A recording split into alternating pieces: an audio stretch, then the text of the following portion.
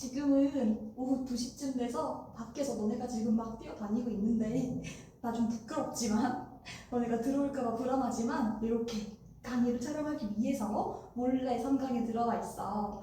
자, 오늘은 드디어 너희하고 선생님들하고 열심히 연습해 왔었던 영어 회화에서 너네가 자연스럽게 사용하고 있는 문법들을 이론적으로 정리해보는 첫 번째 시간이 될 거야. 그래서 선생님 앞으로 최대한 너네가 지금까지 잘 사용해왔던 회화에 연결해서 문법을 잘 이해할 수 있도록 쉽게 설명하기 위해서 노력할 거니까 너네도 문법 너무 어려워 이렇게 거부감부터 들지 않고 좀 편안하게 쉽게 들어줬으면 좋겠고 듣다 보면 그렇게 어렵지 않을 수 있게 선생님이 최선을 다해서 준비해 볼게. 언제든지 어려우면 이야기해주고. 그래서 오늘 첫 시간 이제 시작해 보려고 하는데 오늘 첫 시간의 주제는 항상 문법을 공부할 때 제일 기초가 되는 품사와 문장 성분에 대해서 이야기 나눠볼 거야. 자, 선생님이 너네 이해를 돕기 위해서 소제목으로 문장의 뼈대라는 제목을 붙여봤어. 자, 왜 문장의 뼈대라고 붙였을까? 거기부터 같이 출발해 볼게요. 자, 봐봐. 지금 선생님 되게 팔을 잘 움직이거든? 선생님이 정상적으로 잘 움직이는 사람으로 지금 보일 거야, 그치? 선생님이 이렇게 팔을 잘 움직일 수 있는 건 선생님의 팔 안에, 선생님의 몸 안에 뼈가 들어있기 때문이야. 자, 사람이 정상적으로 움직이려면 뼈가 필요해요. 문장도 마찬가지입니다. 문장이 정상적인 문장이 되려면 그 문장 안에도 뼈대가 필요해. 오늘 그 문장의 뼈대들에 대해서 이야기를 나눠보는 시간이다. 이렇게 이해해주면 좋을 것 같고, 문장의 뼈대가 되는 게 뭔데요? 에 대한 이야기를 지금부터 같이 해보겠습니다. 자, 문장의 뼈대라고 하면 총 두 가지를 우리가 생각할 수 있는데 첫 번째가 품사라고 부르는 거, 그리고 두 번째가 문장 성분이라고 부르는 거, 이렇게 두 가지 종류의 뼈대가 있어. 일단은 품사라고 하는 거 먼저 살펴볼 건데 여기에 선생님이 그려놓은 귀여운 그림 보이지? 이거 뭘까? 선생님이 부족한 컴퓨터 실력으로 나름대로 만들어봤는데 이거 뼈다귀거든? 지금 이 뼈다귀 봐봐. 이 뼈다귀는 몸속에 들어가 있는 거야? 아니면 혼자 덩그러니 있는 거야? 그렇지, 지금 혼자 덩그러니 있는 뼈다귀지. 이 뼈다귀에 선생님이 이름을 붙였어. 얘 생긴 거 보니까 길쭉하게 생겼네? 그래서 길쭉한 뼈라고 이름을 붙였어. 그럼 얘들아 이제 상상해보자. 선생님이 이 뼈다귀를 들고 미국에 갔어. 미국에 가면 얘 이름이 변할까? 변하지 않아. 미국에 가도 얘는 그대로 길쭉한 뼈야. 길쭉한 뼈야. 두 번째, 선생님이 얘를 데리고 아프리카에 갔다고 해보자. 아프리카에 가면 얘 이름이 변할까? 아프리카에 가도 얘는 똑같이 길쭉한 뼈라는 이름을 그대로 가지고 있을 거야. 어디에 가든 얘가 혼자 있을 때 얘는 무조건 길쭉한 뼈야. 이름이 변하지 않는다 라고 그랬어. 그게 영어 문장에서는 품사라고 부르는 친구랑 똑같은 거야. 품사는 단어 있지, 단어. 단어가 문장 안에 들어가지 않고 혼자 있을 때 그 친구들에게 붙여주는 이름이거든? 그 이름은 길쭉한 뼈가 어디에 가도 길쭉한 뼈인 것처럼 변하지 않아. 오케이? 단어에 붙여주는 이름을 품사라고 부르는데 그 품사라고 하는 건 변하지 않습니다. 한번 정해지면 그대로 쭉 가는 겁니다. 일단 첫 번째 품사에 대한 개념이야. 품사는 단어가 혼자 있을 때 이름입니다. 변하지 않습니다. 기억해주고 두 번째 볼 거야. 이 길쭉한 뼈를 선생님이 몸속으로 집어넣었어. 자, 생각해봐. 길쭉한 뼈가 이렇게 있다고 치자. 이 뼈가 선생님의 어깨에 오면 그 친구 이름은 뭘까? 그 친구 이름은 어깨뼈가 되겠지. 그 뼈가 선생님의 무릎에 온다면 걔 이름은 무릎뼈가 되겠지. 뼈가 몸속 어디에 들어가는지에 따라서 역할이 달라지지. 어깨에 들어가면 어깨를 움직이게 하는 역할, 무릎에 들어가면 무릎을 움직이게 하는 역할. 그런 역할에 따라서 어깨뼈, 무릎뼈 이렇게 다른 이름을 붙였죠. 문장에서도 마찬가지예요. 단어가 혼자 있을 때는 품사라고 하는 이름을 가졌지, 그치? 근데 그 단어가 문장 안으로 들어가면 위치에 따라서 역할이 달라져요. 너네 뭐 주어, 목적어 이런 거 들어봤지? 그게 바로 문장의 역할이거든? 그 문장의 역할에 따라서 이름을 붙인 걸 우리가 문장 성분이라고 부릅니다. 자, 중요하지만 쉬운 개념이어서 다시 한번 정리할게. 길쭉한 뼈. 혼자 있을 때 길쭉한 뼈는 어디로 가든지 이름이 변하지 않아요. 단어도 마찬가지. 혼자 있을 때는 품사라고 하는 이름을 가지는데요. 걔는 변하지 않습니다. 한번 정해진 품사는 계속 그대로 갑니다. 근데 뼈가 어깨에 가면 어깨뼈, 무릎에 가면 무릎뼈가 되는 것처럼 단어도 문장 속에 들어갔을 때는 역할에 따라서 이름이 달라집니다. 그것들을 문장 성분이라고 부릅니다. 여기까지 정리할게. 자, 그 다음은 똑같은 내용 또 나왔어요. 그래서 품사는 단어에 이름을 붙인 거예요. 단어가 문장 속에 들어가지 않고 혼자 있을 때요. 그때의 이름을 우리가 품사라고 부릅니다. 뾰족한 뼈는 어딜 가든 뾰족한 뼈고 길쭉한 뼈는 어딜 가든 길쭉한 뼈인 것처럼 단어를 딱 쳐다보고 단어의 특징에 따라서 이름을 붙여요. 그걸 품사라고 부른다 라는 거고, 그래서 단어를 쳐다봤더니만 그 단어가 뭔가의 이름을 나타내요. 그러면 뭐라고 한다? 명사라고 우리가 부르기로 정한 거야. 이름을 그렇게 붙인 겁니다. 그 단어가 혹시라도 뭔가 동작을 나타내요. 그러면 동사라고 부릅시다. 이렇게 정했다는 거야. 단어가 문장 속에 들어가지 않고 혼자 있을 때 그 단어의 성질에 따라서 붙인 이름을 품사라고 해요. 품사는 변하지 않습니다. 자, 똑같은 얘기 또 하는 거야. 이름은 쉽게 변하지 않아요. 뾰족한 뼈는 한국에서도 뾰족한 뼈고 미국에서도 뾰족한 뼈예요. 품사도 마찬가지예요. 단어의 성격에 따라 붙인 이름이죠. 이름은 변하지 않습니다. 문장이 어디에 들어가더라도 변하지 않아요. 품사는 항상 고정되어 있다라는 이야기입니다. 품사의 종류 몇 가지 있다고요? 8가지 있어요. 8가지 뭐뭐 있지? 명사, 대명사, 동사, 형용사, 부사, 전치사, 접속사, 감탄사 이렇게 8종류 있대요. 이 친구들 낯설진 않지? 들어본 적 있는 친구들이지? 하나하나 정리해 줄게.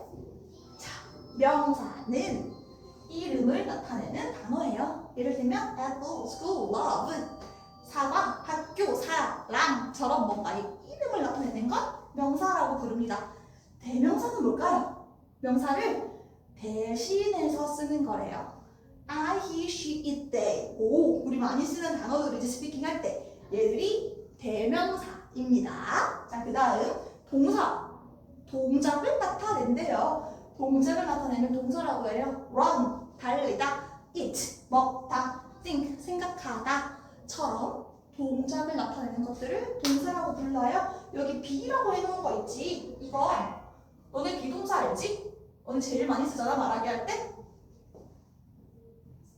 am, are, is 이렇게 생긴 친구들 있지? 얘들을 동사, 특별히 비동사라고 불러요. 그거까지 같이 기억해 주시고, 그 다음 형용사. 형용사는 뭐냐? 모형이나 성격을 나타내는 단어인데 명사를 꾸며주는 역할을 해요. 예를 들면 꽃은 꽃인데 어떤 꽃? 예쁜 꽃 꾸몄네요. 여기서 예쁜이 형용사입니다. 구두는 구두인데 어떤 구두? 빨간 구두. 구두를 설명했네요. 구두를 꾸며줬네요. 여기서 빨간이 형용사예요.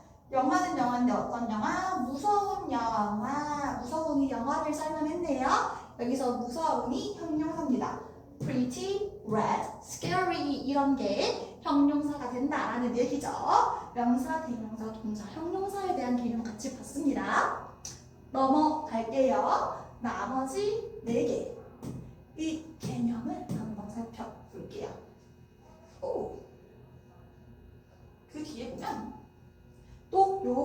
네 가지 있네요.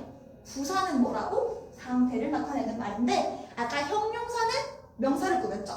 부사는 동사를 꾸며요. 자, 같이 한번 살펴보면 달리긴 달리는데 어떻게 달리지? 빠르게 달려요. 아, 달리다 라는 동사를 설명했네요. 빠르게 fast가 부사네요. 자긴 자는데 아직도 잔대. 아, 자다라는 단어를 아직도라는 단어가 설명했네. still이 부사네요. 일어나긴 일어난대. 근데 늦게 일어난대. wake up late. late가 부사다. 아하, 동사를 꾸미면 부사구나 입니다. 자, 그 다음 전치사. 전치사는 장소, 시간들을 설명할 때 오는 단어인데 명사 앞에 와요. 그래서 앞전을 써서 전치사라고 부르기는 하고 act on because of 뭐 또 뭐 있을까? for, of 또 뭐 있을까? act on in because of, for, of 뭐 요 정도? 요 친구들 낯설지 않죠? 이런 것들이 전치사입니다. 자, 그 다음 접속사. 접 보이죠? 접 붙여주는 역할이에요. 단어 혹은 문장을 접착시켜주는 역할, 이어주는 역할이에요. and, but, so, while speaking 할 때 많이 썼던 것들이죠. 걔들의 이름이 접속사다. 이렇게 봐주시면 되고 뒤로 갈수록 쉽다. 감탄사. 감탄하는 말, 놀라는 말. 와우. 어우. 읍스. 이런 것들이 감탄사다. 이렇게 8가지 있었습니다. 어떤 친구들이 있었는지 복습하시고 요것들 이제는 암기해줘야 하는 단계가 되었다라고 보면 돼. 자, 한 번 더 정리하자면 품사는 단어에 붙이는 이름 변하지 않습니다. 가 중요했어요. 그리고 단어의 성질에 따라서 8가지로 나눕니다. 명사, 대명사, 어쩌고 저쩌고 해서 감탄사까지 8가지 있었지. 선생님이 머리가 안 좋아서 안 보고 말하면 헷갈려. 너네가 책 보고 외우세요. 자, 그 다음 정리. 품사는 뭐다? 단어에 붙이는 이름. 이름은 변한다 안 변한다? 안 변한다. 품사도 그래서 안 변한다. 품사의 종류는 8가지 있다. 명사, 대명사, 뭐 전치사, 동사, 부사, 형용사, 감탄사, 전치사 등등등 있었죠? 접속사도 있었고 그거 알아서 외우세요. 잘할 거라고 믿을게. 자, 그 다음 이제 뼈다귀 얘기로 다시 돌아갈 거야. 품사 끝이야. 품사는 단어에 붙이는 이 이름은 변하지 않아요. 품사도 변하지 않아요. 종류는 8가지가 있어요. 그건 끝이고 뼈다귀 다시 볼게.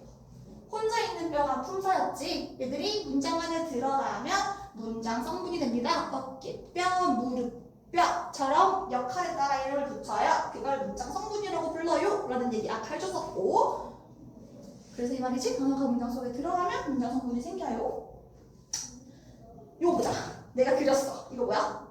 사과죠, 사과. apple인데요. apple이라는 단어가 지금 문장 속에 들어갔나? 아니면 혼자 있나? 혼자 있죠. 혼자 있을 때 apple의 품사가 뭐지? 이렇게 생긴 것에 이름을 나타내는 말이니까 명사예요. 지금 얘는 문장 성분이 있을까 없을까? 문장 성분은 아직 없어. 그치? 어깨에 들어가야 어깨뼈, 무릎에 가야 무릎뼈 이렇게 이름을 붙일 수 있는데 얘는 아직 문장에 들어가지 않았으니까 문장 성분은 말할 수가 없어요. 그치? 왜? 문장 속에 안 들어갔으니까. 자, 이제 애플이 문장 속으로 들어갔습니다. I like apple 이렇게 했지. 선생님이 일부러 단순화 시켰어. 뭐 on apple 같은 거 들어가야 되는데 일단 그냥 간단하게 볼게요. I like apple 여기서 보면 애플이 문장 안에 들어갔죠. 자, 여기서 얘들아 애플의 품사는 명사였지. 이렇게 생긴 것에 이름을 나타내는 단어니까 품사는 명사였는데 품사는 변한다 안 변한다? 안 변한다. 이 문장에서도 여전히 애플의 품사는 명사입니다. 변하지 않는 거니까. 근데 문장 성분은 이제 말할 수 있을까 없을까? 말할 수 있지. 왜? 문장 안에 들어갔으니까. 이걸 보니까 얘가 어깨뼈인지 무릎뼈인지 어디에 붙었는지 보고 이제 이야기할 수 있다는 얘기예요. 문장 성분을. 자, 그러면 이제 문장 성분에 대해서도 품사 여벌이 있었던 것처럼 종류를 알아야 이야기할 수 있겠죠. 개념만 다시 잡고 종류 보러 갈 거예요. 문장 성분은 단어가 문장 속에서 하는 역할에 이름을 붙인 거예요. 어깨에 가면 어깨뼈, 무릎에 가면 무릎뼈인 것처럼 하는 역할에 따라서 주어인지 동사인지 목적어인지 들어본 적 있는 단어들이지 그렇게 이름 붙여주는 거 그걸 문장 성분이라고 부릅니다. 문장 속에서 하는 역할에 따라서 이름을 붙여요. 문장 성분 총 몇 가지? 6가지 있습니다. 품사 아까 8가지 있었고요. 문장 성분은 6가지 있어요. 안타깝게도 다 외우셔야 됩니다. 자, 그래서 문장 성분 6가지 보니까 주어, 동사, 목적어, 주격, 보어, 목적격, 보어, 수식어 이렇게 6가지 있는데 구분하는 방법 선생님이 설명해놨습니다. 해석으로 구분하는 게 제일 쉬워. 너네는 스피킹을 잘 하니까. 그래서 봤더니 주어, 해석이 어떻게 되죠? 은는, 이가, 나는, 너는, 우리는 이런 것들이 주어고요. 동사는요. 동작을 나타내는 말이고 해석은 뭐뭐 한다, 뭐뭐 이다. I study. 나는 공부한다. 에서 study 같은 것들이 동사라는 거고요. 비동사 MR이 전부 다 동사겠죠. 자, 목적어는 을들이 붙는 거래요. 주격 보어는 주어를 보충 설명하는 거래요. 목적격 보어는요? 목적어를 보충 설명하는 거겠죠. 수식어는 수식하는 말이라고 해놨는데 솔직히 요거 있지. 이거 5개. 이거 빼고 싹 다 수식어다. 이렇게 이해하는 게 훨씬 쉬울 거야. 자, 하나씩 들어가서 문장이랑 같이 봐야 이해가 잘 될 거야. 자, 여기 보면 I run 해석하면 나는 달린다. 나는 은는 이가가 붙었네요. 그래서 주어 달린다. 뭐뭐 한다로 해석했네요. 그래서 동사 I am pretty 같이 볼게요. 나는 은는 이가니까 주어 am 뭐뭐 이다죠. 이다니까 동사 pretty 예쁜 이죠. 자, 누가 예쁜데? I가 예쁘지. pretty가 I에 대해서 설명해주고 있는 거지. 주어를 보충 설명했네요. 그래서 주격 보어라고 불러요. 자, 그 다음 I am a teacher. 나는 이라서 주어 am 뭐뭐이다 니까 동사 선생님이다 그랬지. 자, 여기서 선생님도 마찬가지야. 누가 선생님인데? I가 선생님이지. teacher이 I에 대해서 설명해주고 있네요. 그래서 이것도 주격 보어라고 부릅니다. 자, 밑에 거 일단 볼게. I think you. 나는 생각한다 너를. 나는이니까 주어. 생각한다니까 동사. 너를이니까 목적어. 자, 해석하는 걸로 구분하는 거야. 자, 그 다음 I think you cute. 나는 주어. 생각한다. 동사. 을이니까 목적어. 귀엽다고. 누가 귀여운데? 너가 귀엽지. 목적어에 대해서 보충 설명했지. 목적어를 보충 설명하면 목적격 보어다. 이렇게 되고요. 그 밑에 I run fast. 요거 보면요. 나는 주어. 달린다. 뭐뭐 한다. 동사. 자, 빠르게. 요거는 빠르게는 우리 아까 봤던 주어, 동사, 목적어, 주격 보어, 목적격 보어 중에 해석이 매치되거나 역할이 똑같은 게 없어. 은는, 이가, 을을, 한다, 이다. 로 해석되지도 않지. 말을 개니까. 그치? 그리고 주어를 보충 설명하지도 않아. 이 문장에 목적어가 없으니까 목적어를 설명할 수도 없겠지. 달리긴 달리는데 어떻게 달려요? 빠르게 달려요. 동사를 설명했네? 그건 우리가 배운 것 중에 없었거든? 그래서 나머지는 수식어다. 이렇게 이해하시면 돼요. fast 같은 거는 수식어예요. 자, 여기서 선생님이 팁을 하나 주자면 am 뭐야? 우리 이거 특별히 무슨 동사라고 부르더라?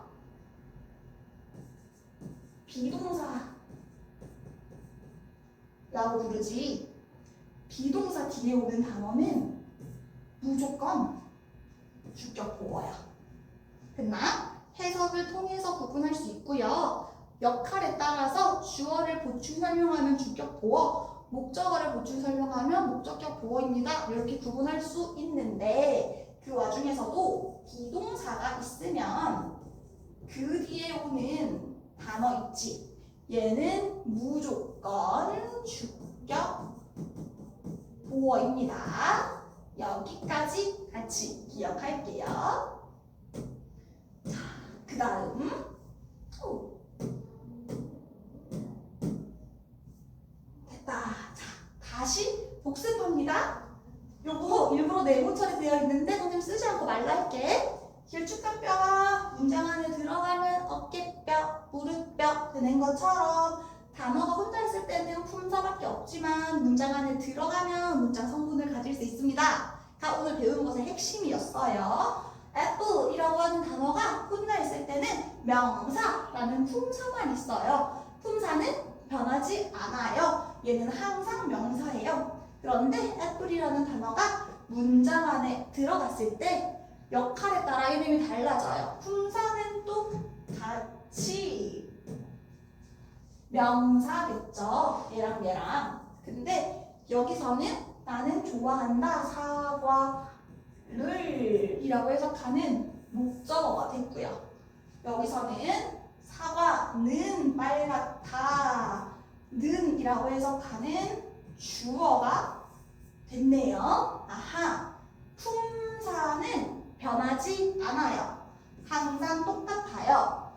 문장 성분은 위치에 따라서 역할에 따라서 바뀔 수 있어요가 핵심입니다. 그리고 문장 성분과 품사 종류 있었죠. 그것들은 어쩔 수 없이 외우셔야 된다 라는 이야기였습니다. 자, 다시 정리해요. 똑같은 얘기 계속 해주는 거야. 길쭉한 뼈 이름은 변하지 않아요. 단어가 혼자 있을 때 품사는 변하지 않아요. 길쭉한 뼈가 몸속에 들어가면 어깨에 붙으면 어깨뼈, 무릎에 붙으면 무릎뼈인 것처럼 단어도 문장 속에 들어가려면 문장 속에서 하는 역할에 따라서 문장 성분이라고 하는 게 생겨요. 문장 성분은 역할에 따라서 달라져요. 어깨뼈, 무릎뼈 되는 것처럼. 그 얘기입니다. 끝이에요. 너무 고생했고 다음 시간에 만나고 활품사 6가지 문장 성분 다음 시간에 물어볼 테니까 잘 외워놓으세요. 안녕.